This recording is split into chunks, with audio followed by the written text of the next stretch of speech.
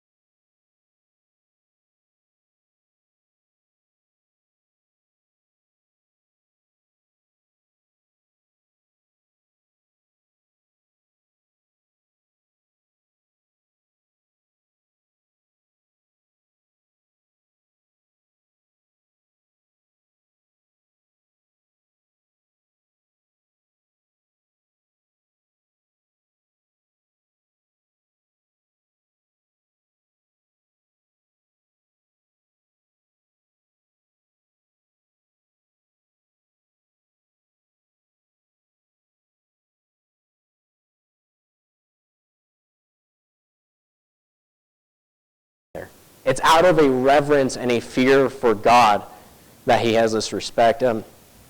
Terry is not here, but she would get this one. It's kind of like at the end of Band of Brothers when Sobel comes to Winters and refuses to salute him. So Dick Winters makes the point, you salute the rank, not the man. You're supposed to just have this innate respect for the rank, and that's the point he brings forward. Or it's also like us in Romans chapter 13 with the Christians submitting to government. It isn't submission to government based upon how we feel. It's not submission to government based upon whether they're doing right or wrong. It's submission to the government because it's put there by God. Just an absolute respect for the position. Also, beyond this, we're going to see it later in the lamentation that he gives, but David, he genuinely cared for Saul. Look with me, let's just glance forward here into the lamentation of David. Beyond just Saul being killed, his best friend, I mentioned that as well. 1 Samuel chapter 20 and verse 17, that's how he begins it. Then David lamented with this lamentation over Saul and over his son Jonathan. And then if you go forward all the way to 26, here we have just a direct lamentation over Jonathan, displaying David's heart. He says, I am distressed for you, my brother Jonathan. You have been very pleasant to me. Your love to me was wonderful, surpassing the love of women. Put yourself in David's shoes. This is just a terrible situation that you found yourself in. My heart would be broken. And so David reacts there with traditional mourning. Now put yourself in the Amalekite shoes. You're expecting this reaction from David, and then all of a sudden he starts weeping and fasting and tearing his clothes. It's probably not what you were expecting, right? I don't think it was what he was expecting. Also, we know how the story ends. We know what happens to the Amalekite. At this point, did David know what he was going to do to him? Probably. He had already sealed the grave before him. He said that he killed the Lord's anointed. He was done for. He was going to, that was going to happen to him. But David still took the time to fast and to mourn until evening. So then this raises the question, why did he do it? Why did he wait? Why did he separate himself emotionally?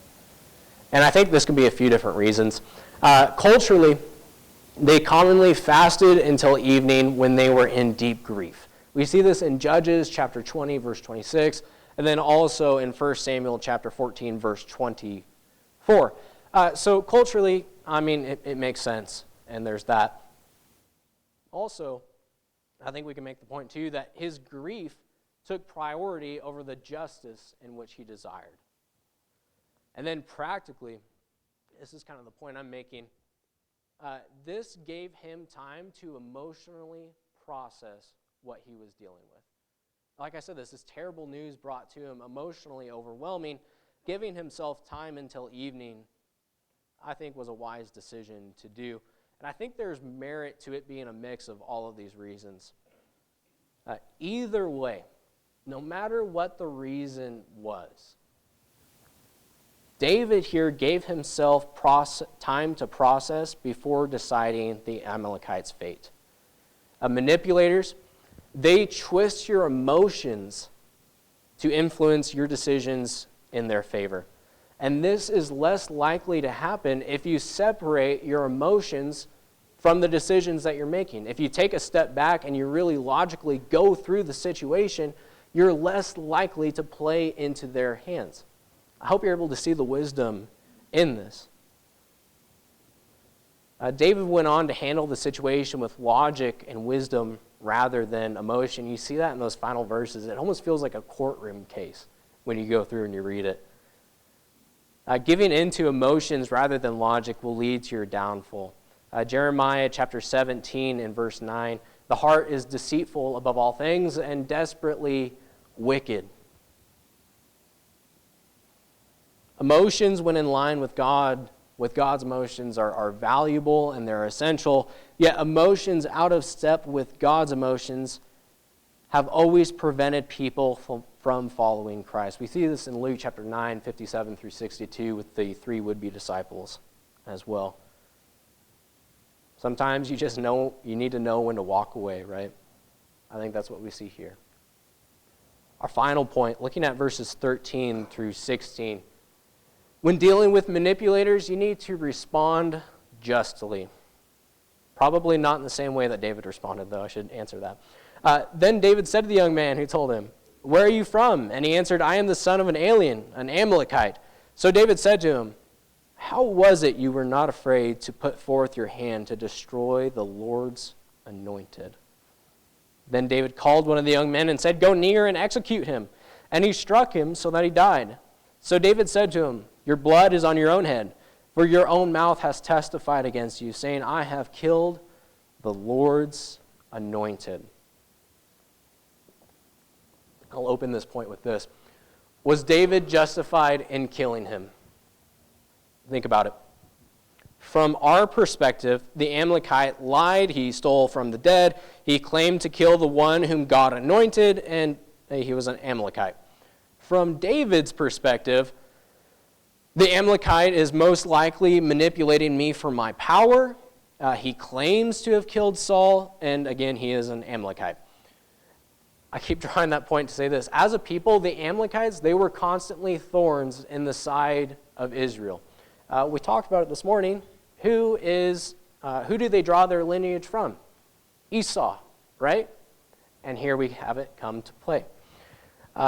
They were the first nation to attack Israel in Exodus chapter 17. Go with me to verse 16. Exodus 17:16. I think this is telling. Exodus chapter 17, verse 16.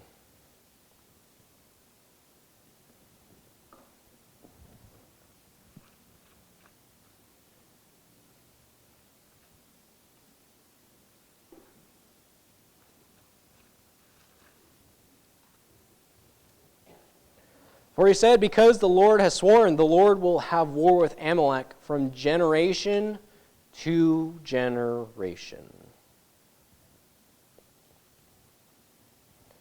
Later in 1 Samuel, Saul was told to completely wipe them out. Remember how that story went? He didn't.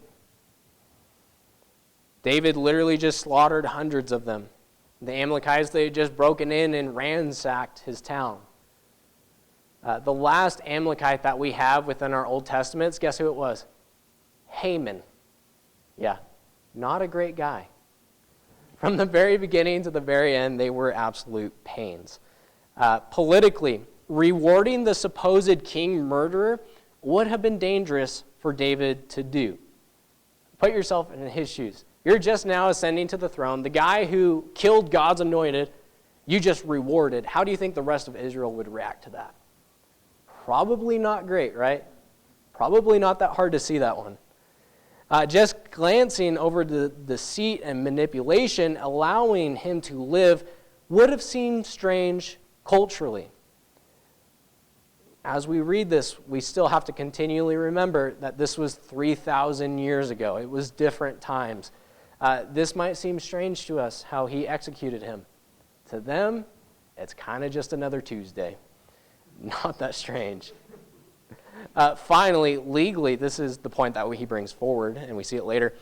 He testified against himself that he acted against God through murder. That's the basis in which David charges his death. David was reacting to his conniving by holding him accountable and acting justly. Look with me at 13 and 14 again. I said it before, but it really does. It feels like a courtroom. He says, "Then David said to the young man who told him, 'Where are you from?'" It's interesting he asked that question in verse 13 because what did he ask in verse 3? Where are you from? It's the same thing. Why is he asking it again? Because it's like a courtroom. He's testifying against himself. Verse 14, he says, "So David said to him, 'How was it you were not afraid to put forth your hand against the Lord's anointed?'" Everyone knows you don't kill the man who God put in place, right? The implication is that he should have been more afraid. He should have been deathly afraid to harm the man who God placed there because judgment would follow him. Judgment was going to follow him, and we see it come out here as well. And I brought this forward. We see the contrast in between the armor bearer and this guy. Remember in 1 Samuel chapter 31, verse 4, the armor bearer refused to do it. The armor bearer killed himself. Yet here we have this guy boasting that he did it. Go back with me a few chapters. 1 Samuel chapter 26, verses 8 through 11. David talks about this prior. David had two opportunities to kill Saul. Here we're looking at the last one. 1 Samuel 26, 8 through 11. And I want you to notice his reasoning for not killing Saul. Verse 8, Then Abishai said to David, God has delivered your enemy into your own hand this day. Now therefore, please let me strike him at once with the spear, right to the earth, and I will not have to strike him a second time. Notice this, verse 9. Notice, But David said to Abishai, Do not destroy him. Do not destroy Saul. For who can stretch out his hand against the Lord's anointed and be guiltless?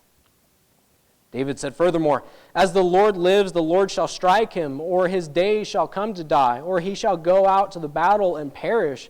That takes place. The Lord forbid that I should stretch out my hand against the Lord's anointed. But please take now the spear and the jug of water that are by his head, and let us go. Let's go back to 2 Samuel.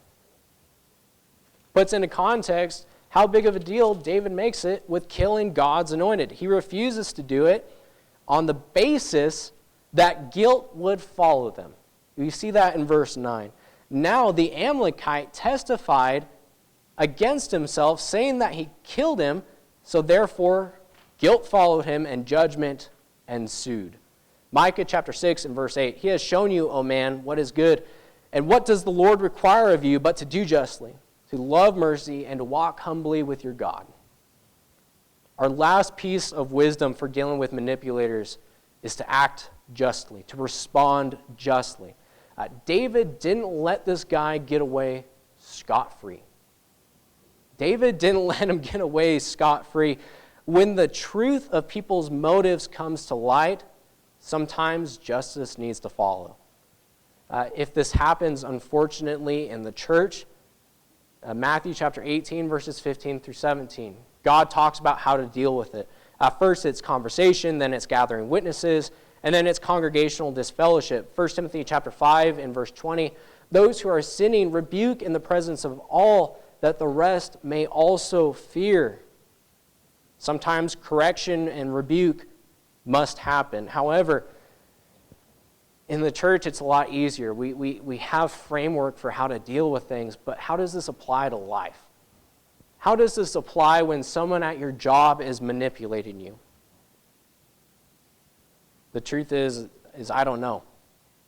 When it comes to light, what do? Situation to situation. This much I will say. You do the good, you do the just, and you do the righteous thing, whatever that may be. I personally, if you know me, you probably know this, I absolutely hate conflict. I hate it. But sometimes conflict must happen. Jude 22 and 23. And on some have compassion, making a distinction, but others save with fear, pulling them out of the fire, hating even the garment defiled by the flesh. Sometimes there has to be conflict. To act justly means you stick up for your morals. You are uncompromising of God's truth, and you stick up for Him. You withstand manipulation through being anchored, and sometimes with wisdom, my friends, you call it like you see it. That's what David did here. Looking at the story, it is so interesting to me. The discrepancies between God's account of Saul's death and the Amalekites are telling. They reveal the manipulation that he was trying to push on David. And David here serves as an excellent example of wisdom. The way in which he handles the manipulation is applicable to our lives. He questioned rather than asserted. He listened with discernment. He kept his emotions in check. He responded to immorality with justice. We will always encounter people who seek to take advantage of us. That's just the simple truth, my friends. So when the occasion arises, will you meet the situation with wisdom, just as David did, or will you go off and try to do your own thing? It's up to you. At this time, if you have not been acting with wisdom in your life, if you have strayed from the path in which God has directed you, if you are not walking in the light as He is in the light in accordance with 1 John chapter 1, verse 7, and if you need prayers, or if you need to talk with someone, I invite you to come forward. Or if you're not a Christian and you're here today and you want to understand what's the wisest thing I could do, the wisest thing you could do is to become one with Christ through baptism. Be buried with Him. If either of these are applicable to you, I invite you to come forward while we stand and while we sing.